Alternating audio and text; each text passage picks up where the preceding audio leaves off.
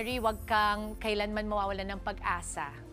Kagaya na lamang ng ating makakasama ngayong umaga, napaka-blessed po natin dahil siya po ay dumaan din sa parehong karanasan mo, Mary.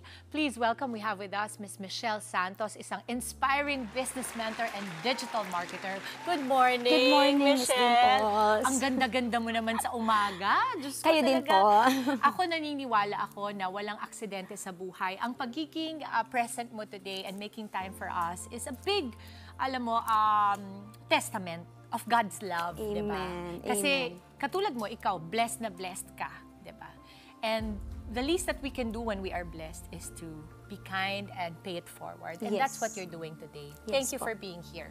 Thank Si you. Mary kasi, galing din siya sa broken family. Kwentuhan mo kami, did you also come from a broken family? Yes po, Miss Dimples. Actually, yung mother and father ko po, FW po sila pareho.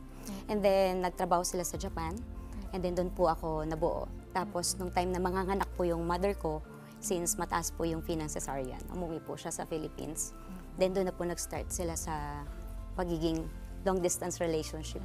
Then, doon na po, naghiwalay na rin sila. Ilang taon Tuloy-tuloy ka na nung po. naghiwalay sila? Actually, nung time po na umuwi na siya rito sa Philippines, I know hindi na po sila naging okay noon. So pagkapanganak pa lang po, medyo yung relationship nagsha-shaking na rin po. According to my mother po.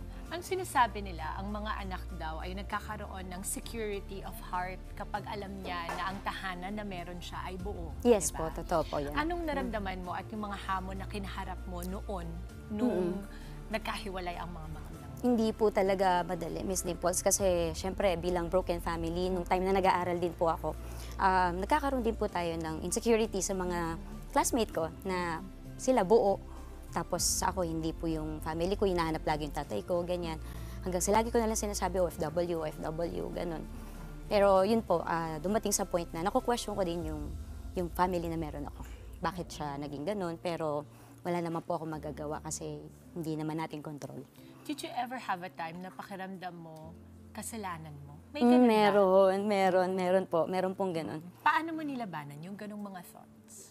Yun po. Actually, yun po yung pinaka-isa sa mga challenge ngayon kasi sa panahon ngayon, marami po talagang nagkakaroon ng depression, lalo na sa family. Malaking factor po siya, pero praise God po kasi nagkaroon din po tayo ng relationship kay God. And na-win din po tayo sa church. So may mga tao rin po na nabigay sa akin si Lord, na nag-guide din sa akin para maka-help po sa emotional state ko. That's right. Yes po. At ngayon, coming from a broken family, ang letter sender kasi natin, sinasabi niya na nawawalan siya ng pag-asa. Yeah. At natural yun kasi nga, ang home is the basic unit of the community, Yes, of diba? course. At kapag yun ay medyo nayanig, pati pagkatao mo nayayanig. Totoo po yan. Pero ikaw, you are a representation of somebody who can come from a broken family and be whole. Yes. Oo. How do you do that? Well, yun nga po, nabanggit ko po kanina, hindi po talaga madali actually na growing up na may broken family, and isa sa pinaka-pinanghawakan ko talaga yung Word of God. Talagang yun po, every time na meron po akong down moments, sometimes hindi ko na ma-open kay mama kasi broken na nga siya.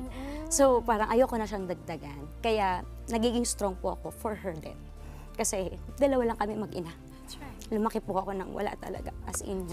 And yun, Ang bait mo naman na anak kasi kung ako nanay, parang pag maririnig ko yan na sinasabi mo na ayoko na siyang dagdagan yung bigat na nararamdaman niya. So ikaw, bilang anak, nagkakaroon ka tuloy ng emotion na kakayanin ko to, Yes. magiging malakas ako kasi Yes po. ang nanay ko ay nakakaramdam ng panghihina. At para sa akin, yun ang magandang relasyon ng isang pamilya. Wala namang perpektong pamilya. Yes po.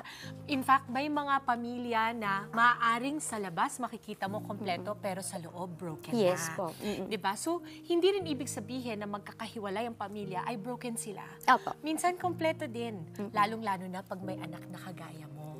Paano ang relasyon mo sa mga magulang mo? Kasi wala akong nararamdaman na kahit na anong grudge, hatred. Wala po. I feel your energy is so light. Paano ba magagawa ni Mary ang magkaroon ng pusong kagaya mo? Unang-una po talaga is lumapit talaga kay Lord. Hindi ko po pwedeng isantabi yung relasyon natin kay Lord. Kasi si Lord lang po yung makakabigay sa atin ng wholeness.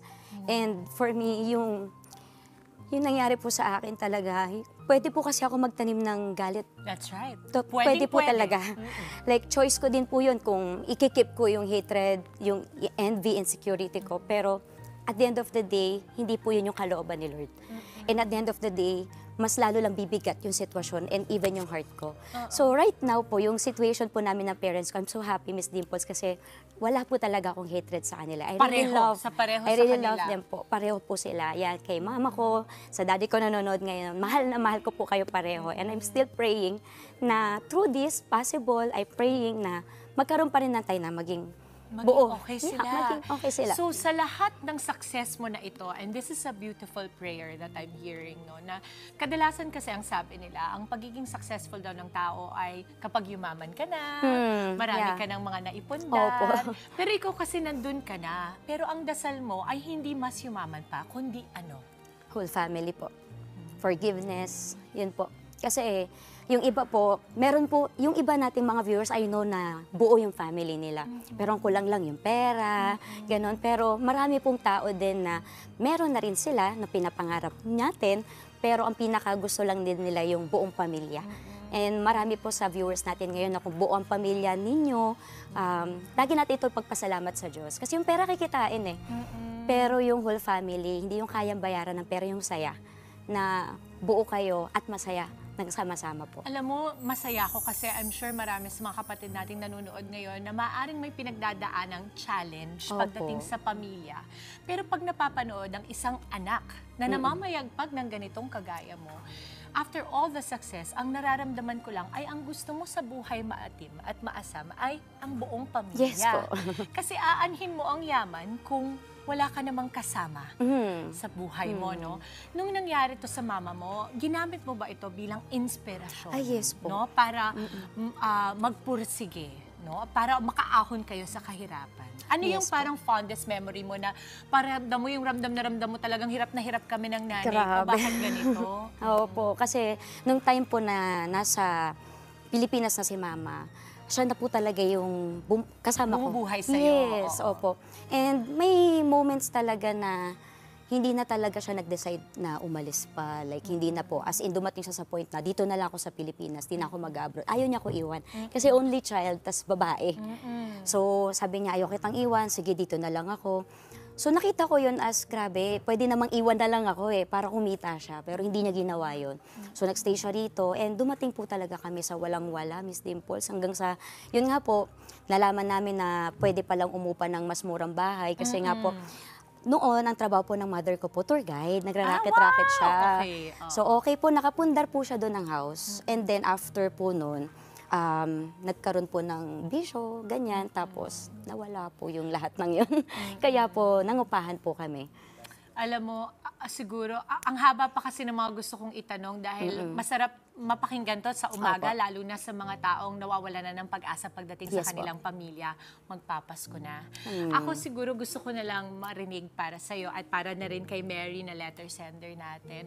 Ano ang maibibigay mong advice sa mga kapatid natin na kung magulang sila at nakikinig sila at nagdadalawang isip silang i-keep ang family nila together at unahin ang kung anong mas nauunang nararamdaman nila, at also advice sa mga anak na nagkakaroon ng mga magulang na hindi nagkakasundo?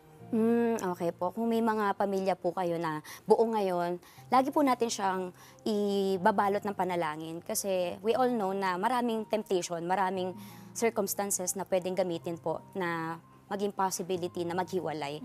And pangalagaan natin yung pamilya natin kasi yan yung tanging yaman na meron din tayo aside sa meron tayo ngayon na mga material na bagay. And sa anak naman po, bilang anak, kung may broken family man po na nanonood ngayon, gamitin natin to as motivation natin na wag natin nang gawin sa magiging anak or pamilya natin. Kasi doon naman din po ako thankful, Miss Dimples, kasi may buo po ako ngayon na family. I have one son po and talagang grateful ako kay Lord kasi kung ano yung natutunan ko sa parents ko, talagang ina-apply ko rin po ngayon. What is your message for your parents? Parents, Ma, ayan, Daddy, ayan, mahal na mahal ko kayong dalawa and siguro ginamit na to ni Lord para i-touch yung heart nyo na hindi ako nawawalan ng pag-asa na maging buo tayo. na maging po tayong pamilya. Mahal na mahal ko kayo. Wala akong galit sa inyo. At gagawin ko yung best ko para mas maging proud kayo sa akin. I love you so much po. I'm so sure proud na proud ang magulang mo sa'yo. Kasi ako, hindi mo ako nanay, hindi mo ako tatay, pero proud na proud ako sa'yo. Michelle, sana maraming mga anak ang kagaya mo na kahit na naka-achieve na ng marami sa buhay ay hindi nakakalimutan ang Opo. pamilya. Opo. Maraming salamat, Michelle.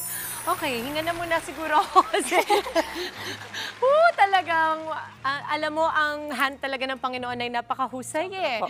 Kasi gagamitin ka talaga para maging inspirasyon sa lahat. Maraming salamat at syempre, abangan pa po natin mga kapatid ang susunod pang kwento ng inspirasyon, pangarap at laban sa buhay. Dito lamang po sa Dear Dimples. Okay, sa amin po